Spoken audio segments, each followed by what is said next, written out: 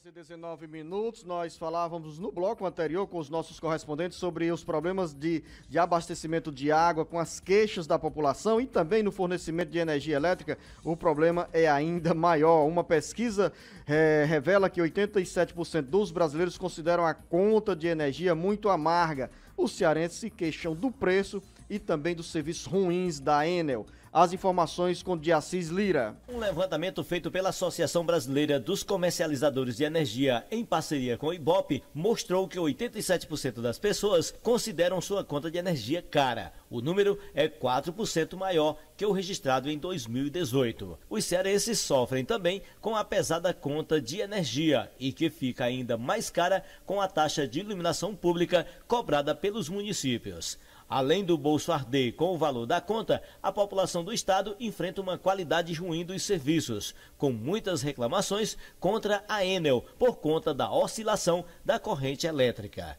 Cerca de 64% dos entrevistados disseram que fazem um esforço para economizar energia e não atrapalhar o orçamento familiar. De acordo com a associação responsável pela pesquisa, o objetivo é saber a opinião dos cidadãos sobre a possibilidade de escolher o fornecedor ou até mesmo produzir sua própria energia.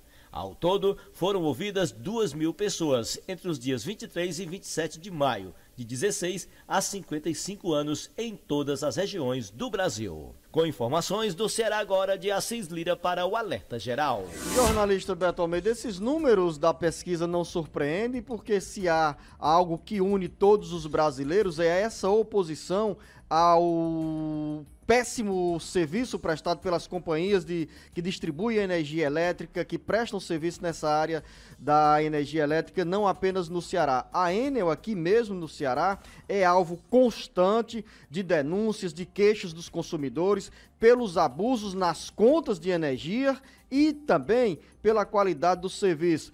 Costumeiramente recebemos queixas, denúncias, como registram os nossos correspondentes, sobre a oscilação da rede elétrica que provoca a queima de equipamentos, e a Enel naquela de dizer, tô nem aí, sempre foi assim, está sendo assim, e parece, Beto Almeida, e fica a pergunta, será sempre assim? Beto Almeida, análise política com credibilidade e isenção. Tem duas questões, Luciano, centrais nesse debate, nessa insatisfação revelada nessa pesquisa do consumidor. Eu estou falando do consumidor, não é o grande consumidor não, porque esse tem um diferencial. Esse ele tem liberdade. Liberdade, inclusive, de comprar a sua energia no Mercado Livre. Quem não tem liberdade, quem é escravo do que existe de fornecimento hoje, somos nós, os pequenos consumidores, os consumidores residenciais, o pequeno comerciante. E aí eu vou citar os dois fatores. O pequeno comerciante, o pequeno empresário, Beto Almeida, o médio empresário. Exatamente.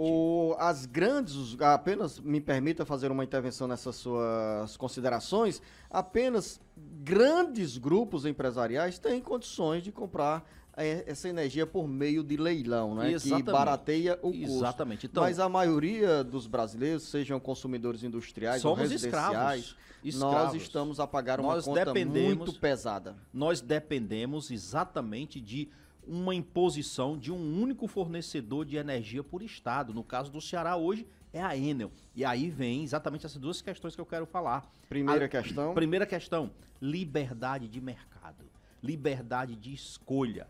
Por que que o consumidor não pode ter um mercado livre de energia, onde possa existir concorrência, onde ele possa escolher entre os fornecedores do produto, da energia, desse serviço, aquele que melhor se adequa ao seu orçamento e que melhor se adequa à sua realidade? Esse é um ponto que torna a nossa energia caríssima. O segundo ponto, Luciano, é o excesso da cobrança de impostos. Para quem já teve um mínimo de curiosidade de pegar a conta de energia e ver o seu gasto real, você vai ver que a sua conta praticamente dobra quando junta todos os impostos de ISS, ICMS e impostos para cobrar energia e mais ainda a taxa de iluminação pública. Isso, olha aí a conta, você está com a conta por coincidência, veja quanto é a cobrança de impostos que incide sobre a sua energia. Nos países desenvolvidos... Em uma conta de R$ 503, por exemplo, Beto Almeida,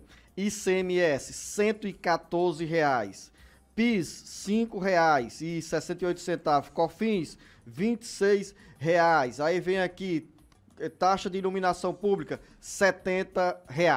Ou E seja, ainda tem adicional bandeira amarela, Beto Almeida, R$ 8,70. Adicional bandeira vermelha, R$ 7,37.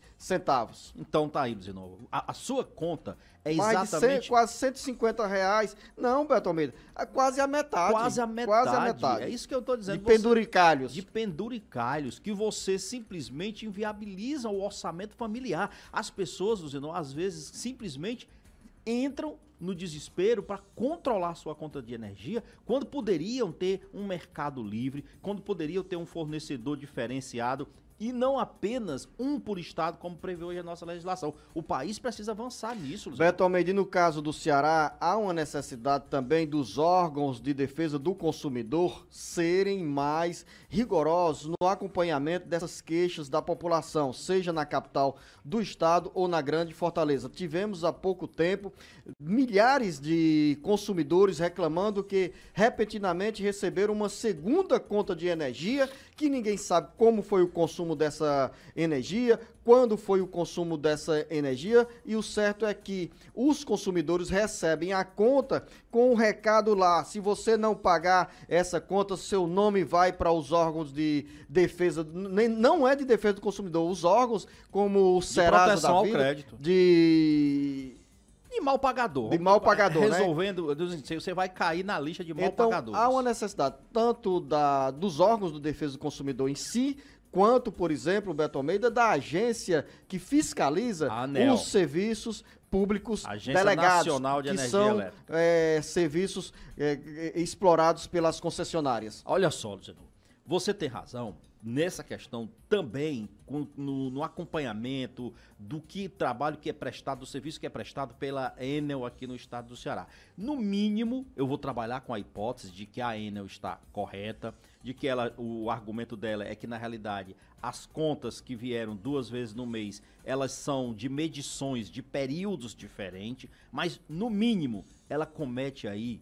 um erro, um equívoco, e eu diria que é de comunicação. É de não se comunicar bem com seu cliente. É de apenas já mandar a conta fechada e dizer pague e acabou. Aí depois é que corre atrás do prejuízo, da imagem rasurada, para explicar que aquela cobrança não é indevida, mas é uma cobrança que abrange períodos diferentes. E como é que o consumidor confia, Luciano? Como é que o consumidor acredita que aquela cobrança que está sendo feita duplicada num mês, elas correspondem a períodos diferentes? Será que a companhia não poderia ter antecipado isso, a comunicação, dizendo que por conta de mudanças que estavam sendo realizadas internamente no formato de cobrança, que era necessário fazer então aquilo, mas que a conta seria com uma medição de dias diferente para evitar esse desgaste?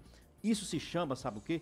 Descaso com o consumidor. Descaso também, por exemplo, Beto Almeida, que essa política adotada pela Enel de fazer leituras e mandar para os consumidores contas que se vencem com 45 dias, 60 dias pela frente, é estranho. Como é estranha a leitura, como é que você vai detectar que naqueles próximos 30 dias o jornalista Beto Almeida consumiu a mesma quantidade de energia do mês passado? É exatamente isso. É em cima de uma presunção, de um hábito em que o consumidor tem do consumo X e quando o consumidor viaja, Beto Almeida? Ele acaba quando o consumidor pagando. decide desligar um equipamento dentro de casa? Luciano, não é injusto. Olha, vamos colocar... É omissão dos órgãos de fiscalização. Não, mas Beto. não é só de fiscalização. Não coloque só na conta da fiscalização. Eu acho que tem isso, mas a gente tem que ir além. A gente tem que trabalhar a questão de forma mais ampla. E trabalhar a questão de forma mais ampla é exigir que esse mercado, esse monopólio, seja quebrado, Luciano.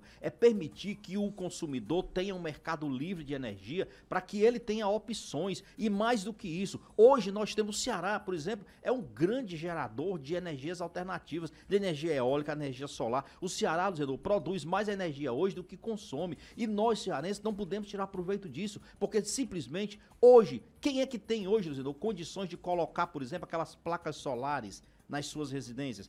Quem não gostaria de ter placa solar? Nós não temos hoje, inclusive, os impostos que incidem sobre aquelas energias, aquelas placas, aqueles investimentos, são caríssimos. Já barateou? Barateou, mas não é para qualquer um ainda não. São